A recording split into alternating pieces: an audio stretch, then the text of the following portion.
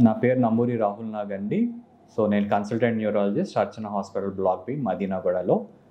ఈ వేసవి కాలంలో తీసుకోవాల్సిన జాగ్రత్తలు, వాటి వల్ల ఏమేమి ప్రాబ్లమ్స్ వస్తాయని చెప్పడానికి ఈరోజు మెదడుకి సంబంధించి బ్రెయిన్ స్ట్రోక్ మీద చెప్పడం జరుగుతుంది. సో బ్రెయిన్ స్ట్రోక్ అంటే రెండు రకాలుగా ఉంటాయి. ఒకటి రక్తం అందకపోతే, ఒకటి రక్తం కారితే. ఇవి రెండు కూడా వేసవి కాలమే కాదు, ఏ కాలంలో అయినా, అంటే చలికాలము, వర్షాకాలంలో కూడా రావచ్చు. కానీ ఇక్కడ ఎండాకాలంలో ఎందుకు వస్తుంది అంటే కారణాలు చాలా ఉంటాయి. ఒకటి ముఖ్య కారణం వాటర్ తాగకపోవడం, నీళ్లు తాగకపోవడం, టైంకి పడుకోకపోవడం, విపరీతమైన స్ట్రెస్కి లోన్ అవ్వటము, ఇట్లా కొలెస్ట్రాల్ ఎక్కువ ఉండటము, లేకపోతే బయట రెస్టారెంట్స్కి వెళ్ళి బాగా ఫ్రైడ్ ఫుడ్స్ తినటం వలన వస్తాయి. అవి అవాయిడ్ చేయవచ్చు. ముఖ్యంగా డీహైడ్రేషన్ అంటే వాటర్ తాగకపోవడం వల్ల ఏమవుతుంది, బ్లడ్ సర్క్యులేషన్లో ఇబ్బందులు వస్తాయి.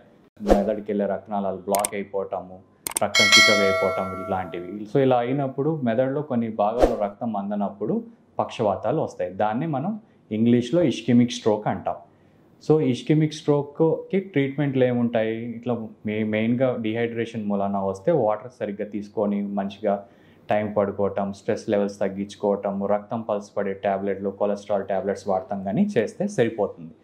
కానీ ఇది ఒకటే కాకుండా గుండెలో ప్రాబ్లమ్స్ ఉన్నా, కొలెస్ట్రాల్స్ ఎక్కువ ఉన్నా, గుండె నుంచి మెదడుకి వెళ్ళే రక్తనాళాలు సరిగా బ్లడ్ సర్క్యులేషన్ ఆగిపోతే వచ్చే స్ట్రోక్స్కి ఒక రకంగా ట్రీట్ చేస్తాం. దాన్నే యాంటీకోయాగులేషన్ అంటాం.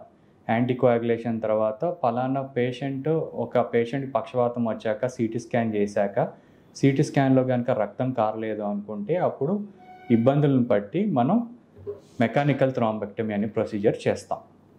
ఇవన్నీ ఇంటర్వెన్షనల్ న్యూరాలజిస్టులు అలాగా వాళ్ళతో చేపిస్తాం.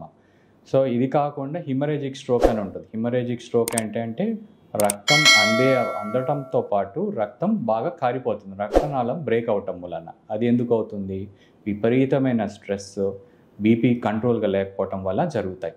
ఇవి ఏ వయసులో వాళ్ళకైనా అవ్వచ్చు. ముఖ్యంగా బీపీ ఆల్రెడీ ఉన్న వాళ్ళలో బీపీ ట్యాబ్లెట్లు మానేయటం వలన వచ్చే ప్రాబ్లమ్స్ ఇవన్నీ.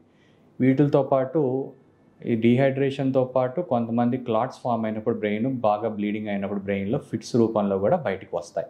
సో ఇవన్నీ మన చేతిలో ఉన్నవి, మనం అవాయిడ్ చేయగలిగేవి ఇవన్నీ. సో ఇవన్నీ జాగ్రత్తగా మనం చూసుకోగలిగితే ఎవరైనా ఉన్న హెల్త్ ప్రాబ్లమ్స్ నుంచి బయటపడవచ్చు. Thank you. ఈ వీడియో కనుక మీకు నచ్చినట్లయితే లైక్ చేసి, షేర్ చేసి, కామెంట్ చేయండి. మా ఛానల్ని సబ్స్క్రైబ్ చేయడం మాత్రం మర్చిపోకండి. Thanks for watching.